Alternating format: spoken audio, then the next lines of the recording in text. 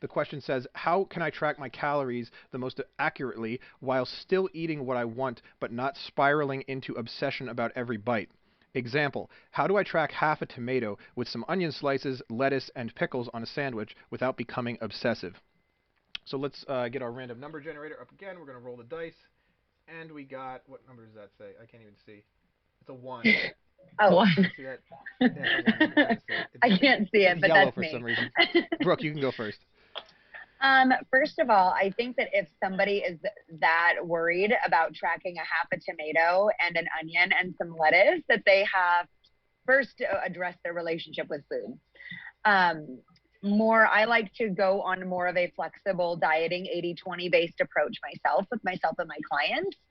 So the first thing is it sounds like if you're that worried about what you're putting, like what vegetables you're putting on your sandwich, you need to look at, is that really going to be the best way of tracking for you? Or when it comes to becoming obsessive, I think you need to step back and take a look at your relationship with food first to see if that's something you need to improve before actually tracking calories. Because we all know that, at least I hope we all know, that a calorie deficit is how you lose weight.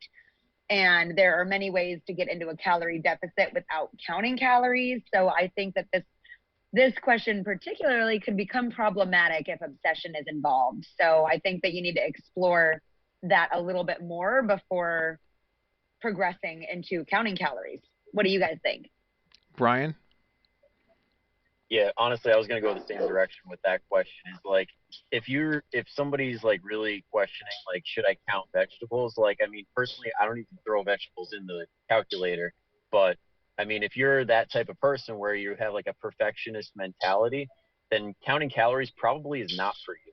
Like, you need something that's concrete. I hit it and I'm done. Like, 3 meals, 2 snacks a day would probably be ideal, because at the end of the day, like, a vegetable is so small in calories, with the differences in activity levels and how you slept and what you're eating, if you're actually eating as much as you think you are. There's so much up in the air that, like, that 10-calorie difference, you might actually need that.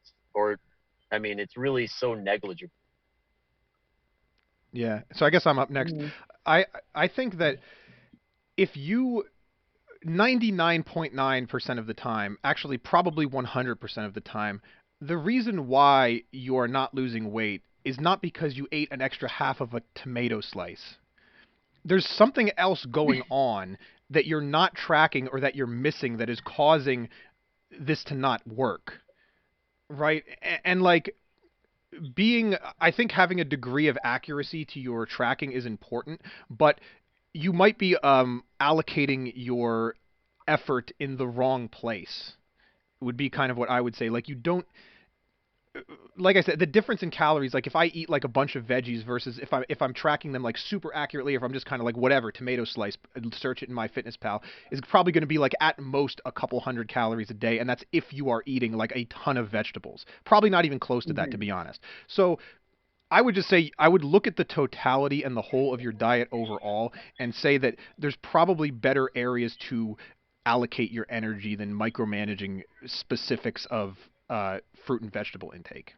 Anyway, there's probably larger things that you're not tracking, or that your accuracy of tracking them is really far off, that's throwing you off track, that are not this. Nicole? Yeah. I was looking at this question a little bit differently, because when I'm seeing someone write this, I'm thinking maybe they're a bit of a beginner when they're tracking calories. So maybe this question is coming from a place of they don't even know how much calories are in pickles or are in tomatoes, for example. So if I'm working with a client who's maybe new to tracking, I actually think it's good for a few weeks to actually like do all of the tracking, just to know, how much calories are in a tomato. I don't know. Is it 50? Is it 200? They might not know that. So I think if this is something that's new to you, maybe it is worth seeing if you're eating things like a sandwich and you have no idea what your total sandwich calories are. Maybe it is worth tracking it for a few weeks just to understand, okay, in total, when I have all these things on my sandwich, it's 300 calories, for example. And then as you go forward, going past this, you can start to be a little bit more loose with saying, okay, I kind of know that lettuce is like 10 calories and a tomato is 20.